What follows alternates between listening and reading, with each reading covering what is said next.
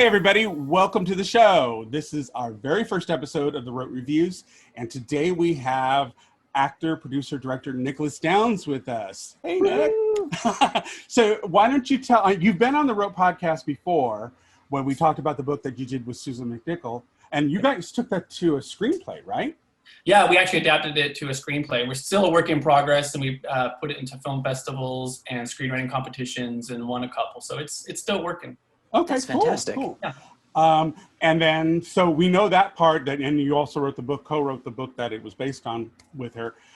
So why don't you tell people, our viewers, what how you got into the business of, the entertainment business, and how you've migrated from acting to now being behind the camera as well? Yeah. Well, I was an Amish boy in Iowa. Well, actually, I just played one on the screen.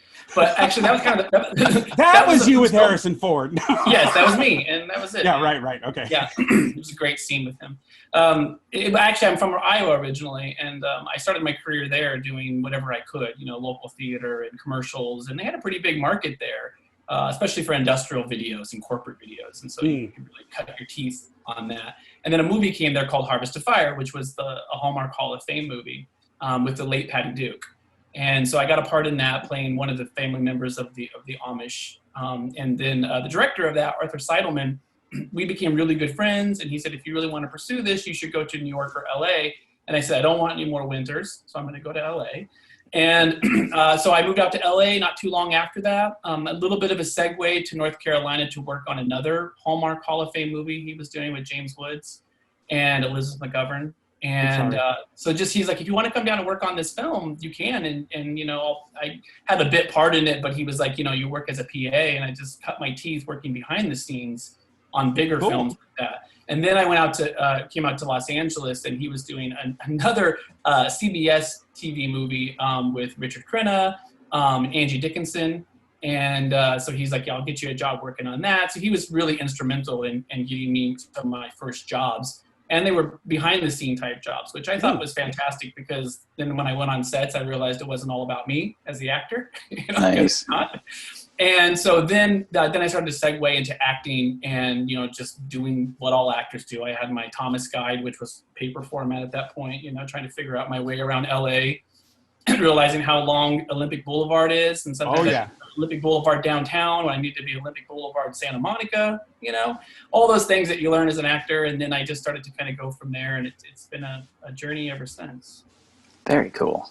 So when you started, you had that, which is a wonderful thing to have, the whole behind the scenes thing, because you're right, it does change how you perform. For me, in the world of opera that I was in, I often hung around all the techs. I would be around the stage manager. I got to know the crew really well. And it does change how you do your craft. You do have that appreciation for everything that goes into producing something in a creative kind of environment. So how was it that you segued from that to deciding you wanted to start writing your own projects and starting to film them? It started with the project called Anderson's Cross, which was some years ago. And a lot of that had to do with just the people who were working on the film. I became good friends with them after getting a role in the film. Mm-hmm. And they were looking for additional help. So it just kind of something I somewhat fell into. And so it wasn't like I sought out to be it at first, but it was like, well, they needed the help. I just tried to utilize things I had learned. And like you said, that appreciation of learning from different people behind the scenes. And so I try to take a lot of that I learned, and now we made a lot of mistakes and we fell on our face a lot, which happens, but those are the things you learn from. Right. And through the process of getting that film done, once that one was done, then other opportunities just came up. I was still continuing to pursue the acting, but then things would come up with other friends who said like, hey, would you come on and help me produce this? And then JC was like, hey, would you come on and help me produce eCupid? So little things like that would continue to pop up. And then once it got to a point where I was like, I need to kind of utilize some of these skill sets I've obtained and create my own work. And then kind of springboarding off of working with Susan from Sight Unseen, I started to write some of my own projects, but trying to keep it to the short format for now, because that way I could kind of wrap my head around it and actually get it done, and it wouldn't cost me an arm and a leg to actually fully produce it. Excellent. Yeah, that makes sense. So, how did we get to the Handyman and Honeydew? Was that just something that you had germinating in the back of your mind, or was it something that just was happenstance and you went, "Oh, light bulb," kind of thing? It was kind of an accumulation of a few different things. It was wanting to create my own work and getting tired of just waiting around for opportunity to come up, which it can be very cyclical and it can be there and then not, right? So there was a time period where it was not. And I was like, I need to figure out ways to create my own work. So let me figure out how to do that. And I wanted to play a role, not exactly like I played before, but in a vein that I played before, because I felt like it had been quite a while since I played a role like say from Is It Just Me? And I wanted something like in that ballpark. So then I started to just write out ideas. And where the Handyman is now was not what it was before. It was me like meeting somebody on the street, and then it morphed into me meeting a park ranger, which I thought, why not? But then I was like, I started looking up how much it costs to shoot in a park, and I was like, I can't afford that. So like, and all those things that producing starts to like kind of morph what you can and can't do with, and you don't want to sacrifice it. And I was like, all right, what can I do? What can I do to get that same idea? And I was like, how about a Handyman? Great, perfect. So then I was like, great, I can shoot it at my house. So that's how it all kind of started to come together. And sometimes you say like, oh crap, I feel like I'm short-sighting myself because now I'm not doing what I thought I was going to do. But in a lot of ways, I think it ended up being better than what it was originally.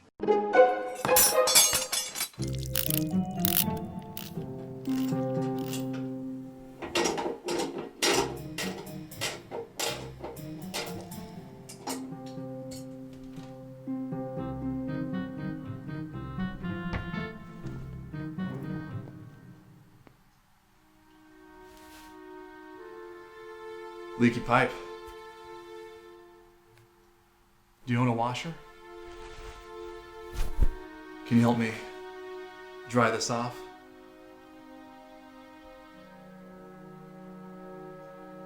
Hello? Hello? Hi. Hi. Hello, I said I just need to replace a washer. All done now. Yeah, sometimes it's that serendipity of something just coming together, and then you go, this actually is kind of working, and you find that there's a passion in there and to do it that way. And it happens with casting too. You think you have your mindset on somebody you want, and then it doesn't Oh, work those muses. Yeah. But you get somebody else and you're like, this is perfect. Well, and to your point about, shorting yourself, you aren't really, because it's a balancing factor of what you have, what you can afford, what's available. But in order to actually get the project out, you got to slide those pros and cons, and you didn't short yourself. You got it done. Correct. Yeah. Excellent.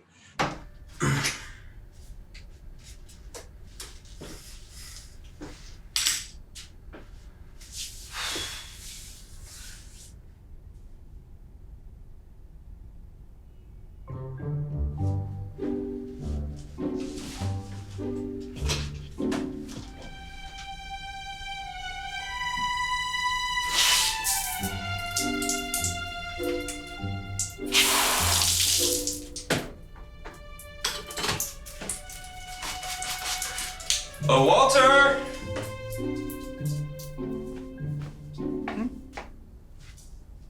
Looks like my pants got wet now. Oh, I am so sorry. Here, let me help you with those. I got this.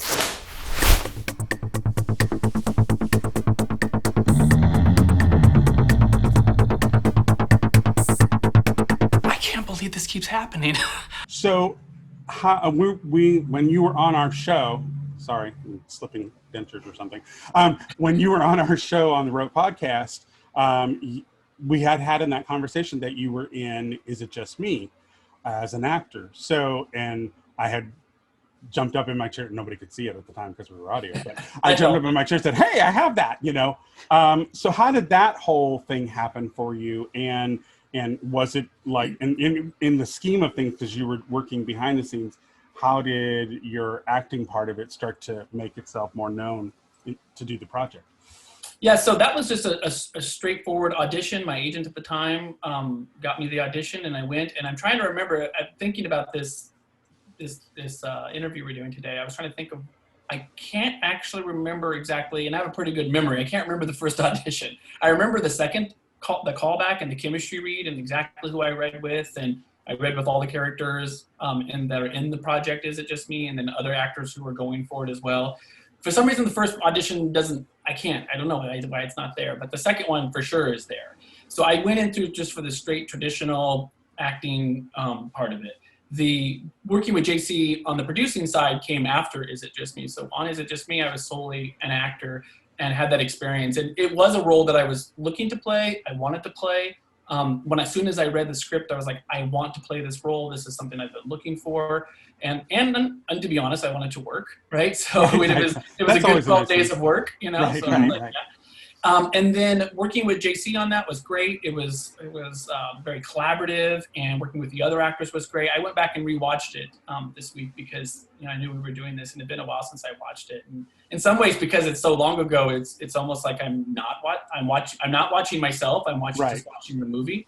I hadn't really had that experience before with that film, so that was kind of a neat experience.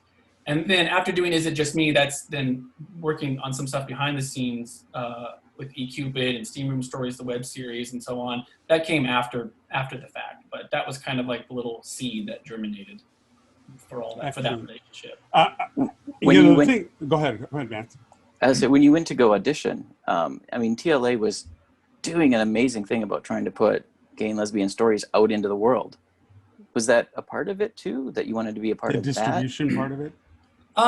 No, not at the time, to be honest. I didn't really, I'm sure I knew what TLA was. I did, but I wasn't correlating the distribution side of it. I think, honestly, some of that came later in learning how to put out projects, and also learning that the distribution side of it and the marketing side of it is almost like starting all over again.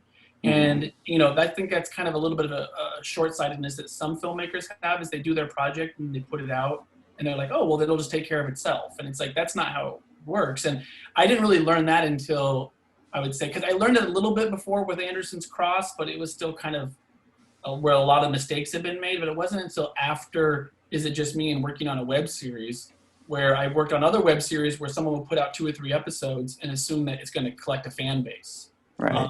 That's if something goes viral. Yeah, you have to really work for it. And people will watch 2 or 3 episodes, but they're not going to go back and watch 2 or 3 episodes multiple times.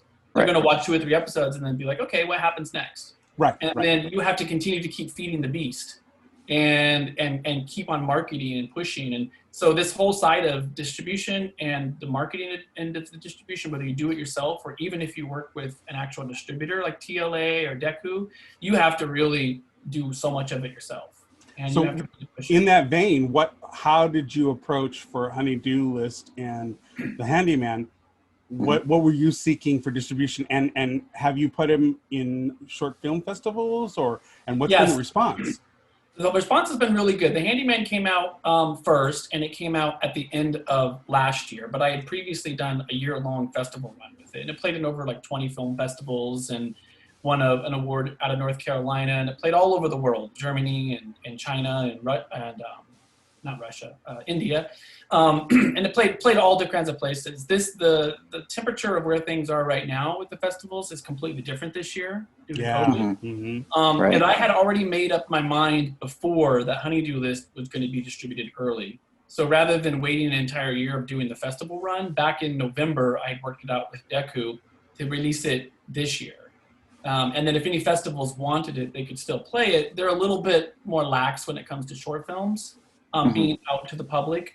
But because Deku is also a subscription-based platform, they're even less worried about it because only certain people can see it. So, but also now so many festivals are virtual. So it's just a completely different situation. Yeah, it's different, and it probably will be for quite some time. And Honeydew List has played in a few festivals. It plays in Chicago next week, and it played in India and maybe potentially Montreal. It'll all be virtual, but it's still out of these festivals. And new normal.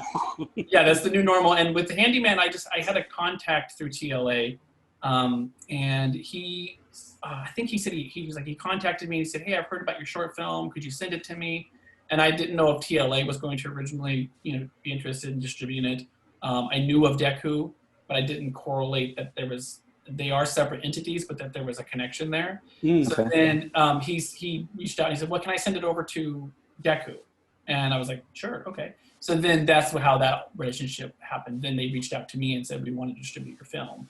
So Gotcha. that's how Handyman got distribution. How do you see it from a business standpoint in producing your product, getting it out there? Now that we're much more virtualized, do you see that as a pro, where getting it into people's hands is going to be a much faster process? Because I know when you do distribution, you do in the film realm and stuff like that, you know, you have to work out major deals and stuff. But now in this virtual world where 90% of it is done through virtual platforms, do you see that as a benefit for an independent like yourself, or do you see the same struggle as you would have to try to get something distributed? I think the whole idea of streaming and, you know, VOD or SVOD or all that is still going to be the same struggle, because you're still trying to figure out ways to distribute your film. So originally, before I got involved with Deku, the idea was a lot of filmmakers were using Amazon Prime. And I had a conversation with a friend who said, you could go that route, you'll have more control, you'll own the films, but I was not sure about how much I would make at the end of that year. And was it going to be a better deal than the one through Deku? And then I'd also have to do all the marketing, all the pushing, all the publicity just to get to that point at the end of the year. So I decided to go through Deku, which I'm glad I did, because then Amazon came in and changed their terms, and now they as they're wont to do. Yeah, and I think they've changed it twice since then. You used to get like 15 cents a second. Now it was like 7 cents. Now it's like worse. So I was like, oh my gosh, I'm glad I made that decision, because I would have been at the end of this year thinking like, okay, well, that sucks, you know, like the struggles there. But, you know, sometimes the little person is not really like looked after, you know, it's like they want the content. They want us to continue to give them the content, but you have to nurture, which I feel like Deku has been really good with that. You know, I don't feel like they are just like, give me your product, you know, see you later. We'll see you. Yeah, exactly. They want to help. They want to do what they can to nurture, because they know they need the content. But there's also a nurturing side to it. But you don't get that every place. I think with film festivals, although let's say they went virtual forever, right? It's a trade-off, because you're not getting that same experience of going to the festival or being in a theater with people and watching the film and doing a live Q&A. But virtually, more people will see the films, because a virtual film festival could happen in India and anybody could buy a ticket to it around the world. So I have one last question before we go, but one question I think might be interesting, especially from someone like you who has been through the process, in the studio process there in LA. What would be your advice to some queer teen who's wanting to produce something like this, and you know, because a lot of the things it was explained to me very young, when I was very young, first starting out in theater. They said it's called show business, not show art. Right. That there is a business to it. There is, and it's a longer word than show. Yeah, exactly. And so, what would you tell a young queer person who might be wanting to produce their own material? What would be your advice to them about getting into all of that? Yeah. I would just say, just do it, because where we are now with the business, you can do it from any place. You know, 20 years ago, 25 years ago, when digital was not as prevalent, you know, you're still shooting on film, say, and then you had to get everything transferred. Like the cost of it was just enormous. Right. And then it started to shift. And then digital became kind of the hip new thing. And some people were like, I'm never going to shoot on digital because film doesn't look like film, you know, and then through lenses and all this kind of stuff. I mean, maybe you'd sit down like a film professor that has like, you know, all these accolades and be like, I know this is different because I can see this little thing here and I can't see the cigarette. But your average layperson. Right. But you can add cigarette burn marks digitally if you want to, you know? Yep. So I just think that we so have the ability, whether I live in Los Angeles or I live in Iowa or wherever I live, the possibility is there. And I say, find people, if you're not the writer, but you know you want to direct or produce, find somebody who writes. Find somebody who, you know, you can find crew members, and it doesn't have to be a huge crew. I mean, my crew was like 10 people. And, you know, you can find people who are hungry, who, if you just pay them a little bit, it could be a fair wage. And you can shoot things in a day if you're smart about it. Just keep your locations very close and tight. Don't have a lot of movement. Each one of my short films I shot in a day. The second one was a little bit easier because I knew I was going to be directing it. So I was like, I'm keeping everything in the kitchen, the bathroom, and like here, you know, and you can still keep it interesting. It doesn't have to be just a bunch of talking heads. So I would say just do it. And if you can't find people around you, then find some way to kind of create a more, like, I guess, just intimate project. So I've done, during this COVID times, I did a couple episodes of Coffee House Chronicles, which is an ongoing web series. And so because we couldn't get in person and shoot, Stuart, the director or producer of that, said, let's just get together. It'll be about two guys meeting on Zoom for their first date. And so we did that. So it was just like this. And it was just us two guys getting to know each other. And there was just like one shot like this, and there's no cutaways. And then we ended up doing 4 of them total. And so I think they went over pretty well, you know. So if you can't find a crew to be there with you and to create the project, there's ways you can create, even if it's a 1 or 2 minute, you know, episode. Right. And I think that you can also, you know, you can work the inadequacies of, you know, you don't have the big budget, you don't have the big sets and all that stuff. You can make that a strength if you you know, like you did, you used certain segments of your house, you realized what you had, and you had to build the whole project around that, you know? So yeah, that's excellent advice. I'm sure there are a lot of queer kids in Iowa going, oh. Yeah, and if you don't have somebody who can edit it, I know it might not be the easiest thing, but use iMovie. I mean, you know, sometimes I will have to put something together, like a clip or a reel of something, and I'm not the most savvy at it at all.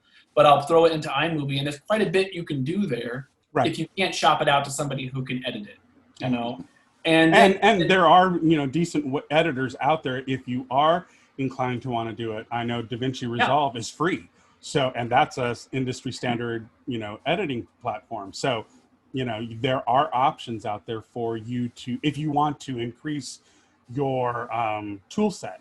As it correct. You know. And you know, as much as that teen might want to, let's say, direct or write, there's going to be other people around them or that they can meet that are just going to want to do what their skill set is just as much as they want to produce and write and direct. Like you said, like you could find an editor who maybe doesn't have a laundry list of, you know, credits, but is hungry and has some raw skill that can say, like, I'll work with you. And you might be able to find, you know, somebody who owns a camera operator or somebody who's an aspiring DP who has the same energy that you do. Right. And then you can come and you create a collaboration. Right.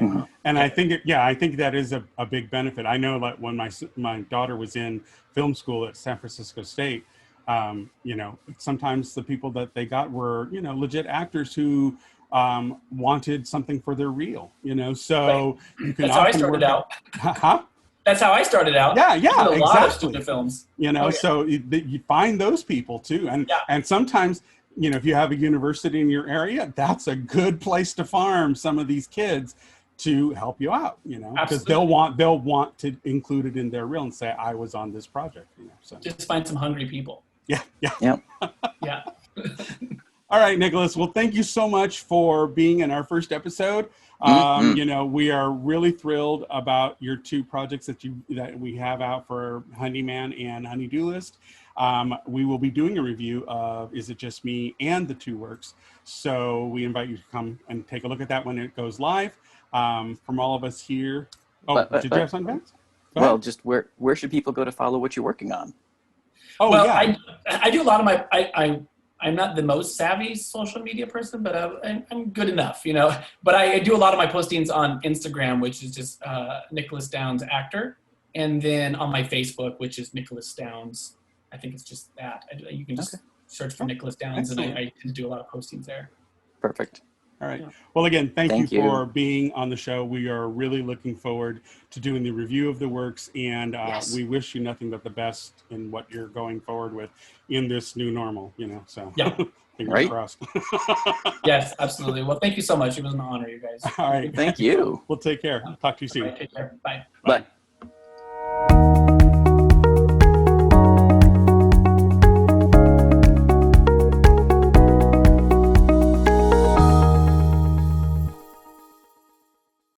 So the review portion is we were originally gonna do it for Is It Just Me, the movie that he was in. as an actor. But Mm-hmm. after he showed us the 2 directorial pieces he's done, I worked it out with Vance, and we both agree we want to talk about those projects as well. Yes, we do. Yeah. So do you want to do, is it just me first, or should we do the 2 projects? So I mean, Let's that's do them. chronologically. Let's do them chronologically because Okay. tick-tock, tick-tock. Right. Okay. So. And by the way, Nicholas was awesome. He was awesome. Oh, I know. You notice I didn't do the Nancy clap. I did notice. Are you feeling okay? It's in our genes in California. Ah. Anyways, no, he was fabulous. Thank you, Nick, for being on the show. And sharing your wisdom. I could just sit there and listen all day. Yeah, I know. Exactly. So Is It Just Me is a gay rom-com. Do you remember the release year? 2010, I think it was. Okay. 2009 or 2010, I'm pretty sure. And I asked because it's a bit of a time thing. capsule. Yeah. No, it is. Now, I wanted to bring that up with him, but I thought, no, I'm going to wait for it in the review because you and I can talk about it. Yeah, I found it almost quaint in a really, do you know what I mean? I do, because I saw something I haven't seen in years, a gay bar. Right? Okay, go back. We should explain. I remember those.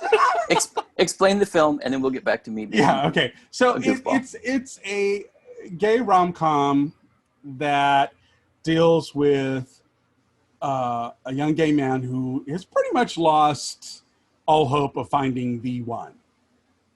And he's in Los Angeles, and he's a writer. He works for a magazine. He's got an ongoing series of articles that he's done. He's got a following. So, other parts of his life are working out pretty well. It's really that he wants that special someone to share his life with. Standard rom-com formula, kind of thing. But I found the film very charming. Personally, I just think it was very charming. But part of that is because in the 10 years that have elapsed from when it was out to now, man, has the world changed. I mean, like I said, it felt almost quaint to me. It felt like, oh, the before time. Back when meeting in chat rooms was a thing. Yes. Yeah, and all of that was new, Mm-hmm. So to finish the quick summation of the film, he does go to meet someone in a chat room, doesn't realize he's logged in with his very hunky roommate's account. Right. And meets a guy who he actually had seen once before, so he knew who he was talking to, set up a meeting, and then, to his horror, realized it was his hunky roommate's account. Right. So he co-ops his hunky roommate, who is a big-time slut. He has friends. Yeah. So he co-ops his roommate to help him meet the guy, basically. And it's a, lightly versioned Cyrano story. Right. Modern rom-com style. Right. Mistaken identity, kind of. Mistaken, yeah. Well, kind of mistaken. But yes, as Beth said, completely charming. One for the nostalgia value. I mean, I remember really the days of landlines. I don't know in 2010 if I would have felt that way, but I think now it's added a whole new flavor to the movie. You know what I mean? Oh, yeah. Yeah. I mean, an answering machine, like on the landline. Aww.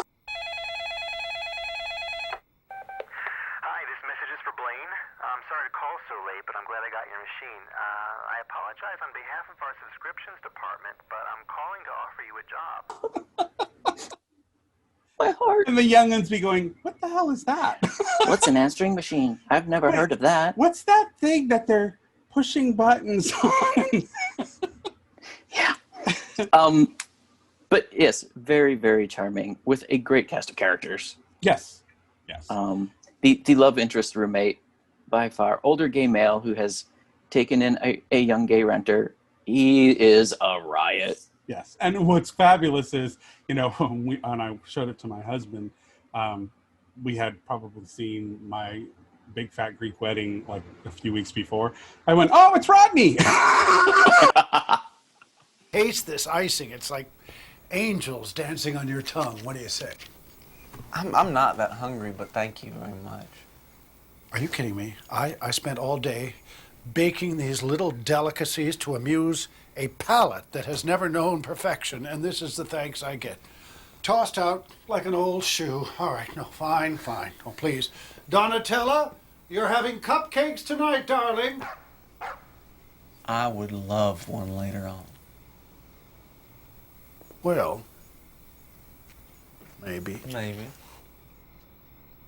There's one left. So we had the whole Greek wedding thing. We said, well, now it is Rodney and Harry. Yep.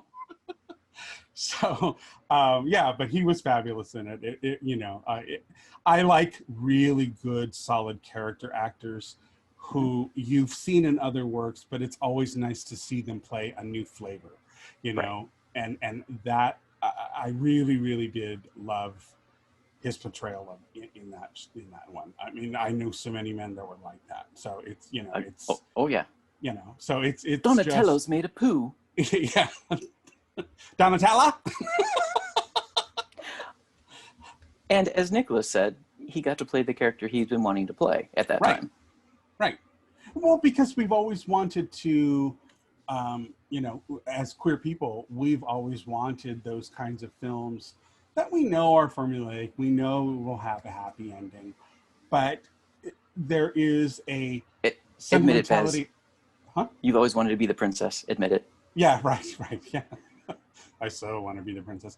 But yeah, it's just that I think that for queer people, we've always wanted that slice of that romance pie that we've been denied because of our sexuality. And we've always had to hunt for breadcrumbs for side characters that we could go, oh, maybe they were, you know. So it is nice when you get something that's front and center and you can buy into the whole thing.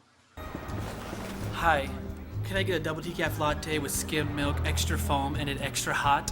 What? A double decaf latte with skim milk, extra foam, extra hot.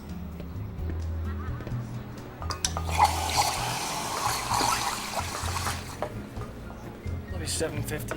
Well, she was only like $5.50. It's aggravation charge. Since I'm the only one working today, paid her to leave it.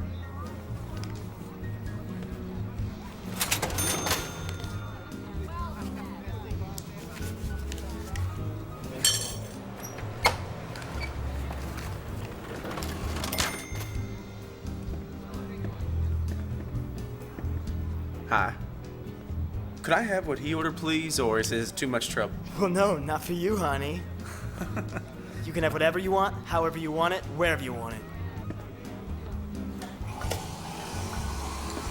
You knew who these people were. You could identify with the dilemma that Nick's character went through. We've all been there, you know. And I just found it a really charming piece. Mm-hmm. Yeah. And hilariously, when you said we were going to review this film and I started watching it, I realized I had initially watched it when it first came out. So go visit old Vance back then or younger Vance back then and then ask him what he thought of it. And then... I actually did. I did that soul searching. And I do recall very specifically when I saw that back when it first released in 2010, I looked at that and went, that would never happen in my world. And it has. I'm very happy to say the world has come a long way. Right. But I was pretty skeptical back then. Because to me, that film back then was a fairy tale. I get you. It was on par with Disney. And it was a character you probably identified with. Oh, you know, as I far wanted as, to identify with. Yeah, that's just it. You know, it was what he wanted, what his character wanted is exactly what you were looking for as well. But as you say, it was kind of out of the realm of possibilities, at least from what you saw at that time, you know. It's you know, it's really funny. I'm not normally the Disney film kind of person. I'm not in for the sugary sweet. I like really good, intense drama romance, you know, so where there's real um, a real push for the characters to actually have something to push against to actually achieve that happy ending. So those are the kind of films I'm drawn to. I like them a bit darker and such, but Sure. every now and then a nice rom-com comes along, and it's just charming. You just say, okay, it is fluff, but I kind of like this fluff right now. I want to have a fluffy dessert for my movie tonight. Hey, what's up? Hi. I guess this is the awkward first phone call. Yeah, this would be the one. Hey, I don't hear my music. Mom needs a serenade. I'm on the phone, Ernie. Your mom's name is Ernie? No, my mom's name is Millie, and she's in Dallas. That's Ernie. He's my roommate. I rent a room in his house. Wow, my bad. I didn't mean to insult. No, he's great. He wouldn't hurt a fly. Unless it was open. He sounds entertaining. Oh, you got no idea. I mean, I found this place online about 6 months ago. It's got cheap rent, good meals, more entertainment than HBO and Showtime combined. That's hilarious. So, you're a musician? Yeah, I love writing lyrics, and I'm really into more older, obscure music, though. Awesome. So am I. And considering what's going on in the world, every once in a while, like once every couple weeks, we need a piece of fluff. Yeah, no, true. And this was the perfect palate cleanser. Yes. Now on to Handyman and so what do you give the rating for? How many quills? 4, because it was a perfect piece of fluff when I needed it. Yeah, I agree. I'm at the same level. I wished that some of the formulaic, because even I remember seeing it back when it first came out, because like I said, I had the film back then. I just remember watching it and almost seeing exactly where it was going to go, and it pretty much went that way. So, like I said initially, it's a Cyrano reboot, so it's kind of hard to not see where it's going to go. Right. But again, a bomb could have fell on the planet and they all died. Could have. And the obvious elements were changed in terms of character genders and sexualities, but the reason that storyline has stood the test of time is because it's so intrinsic to human nature. Right. So definitely worth it. So 4. Okay, good. All right, so now on to the Handyman and the Honeydew list. Honeydew list. 2 things I want to say right out the gate. I thought the production value on both were through the roof. I thought, especially for a 10-man crew filmed in a single location. Yes, I was now knowing a single non-studio location. Right, exactly, a non-site location. So, but I think, and as I said in the last part of the interview, I think what Nick really demonstrated to burgeoning filmmakers is that play to your strengths, play to what you have. And it clearly can pay off for you, because both Honeydew List and the Handyman are, for one thing, the production values are equal for both. So you don't feel like, one was filmed a year before and it's slightly different. And no, they took great care. You can see they took great care so that the world blended between the 2 episodes. And just for me, from a production level standpoint, I was literally blown away, because a lot of indies, the sound balance may not be right, so everything's echoey, or there's so many independent films where they didn't have the budget to do those things, and they, you can tell the film struggled, or the production struggled for it. The thing about these 2 works that I think Nick should be so proud of, Nick should really, really be proud of, is the fact that it is so well constructed, so well produced. The casting is spot on. They're both charming. You invest in the characters right from the get-go. I was just blown away and it's almost like I've gotten to the point now where I would rather have short films of this quality than a 90-minute feature that completely blows the production values out their ass. You know what I mean? Oh yeah, yeah. And I really, really loved these 2 short films. I just thought, it makes you want more, don't you think? Oh yeah, and I heard it through the grapevine, there might be when COVID ends. So the aspect you didn't cover that stood out to me was the storytelling. The fact that the characters were gay didn't matter. There was, in the first one, something in the house is broken, he needed a handyman. I mean, that's perfect because that's life. Right. And so it was a slice of life.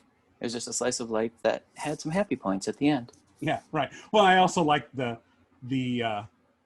visualizations, as it were, yes, of what, and you not knowing is like, oh wow, is this really happening? And then flip, oh, okay. Yep. In the head, and I kind of like that you jumped in that it just lent to the comedy part of it that, we all go through those things where you see someone you're attracted to and then sudden images and thoughts go into your head, and I like the fact that he captured that element really well,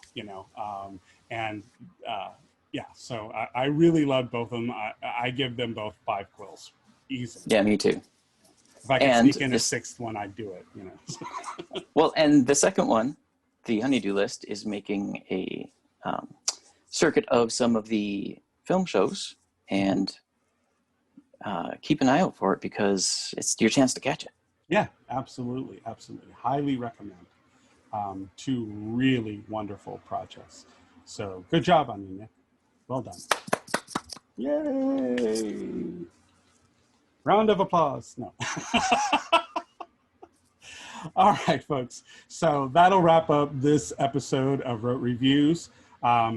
Please, we'll try and provide you all the links and stuff so you can see where it will be appearing, how to follow Nicholas, and what he's doing. He's just a charmer of a guy, just really, really wonderful. So, we wish him all the best and, are so thankful that he agreed to do this show. So thank you. Follow and support, folks. Follow and support. Yeah, right. Exactly. Vote with your dollars.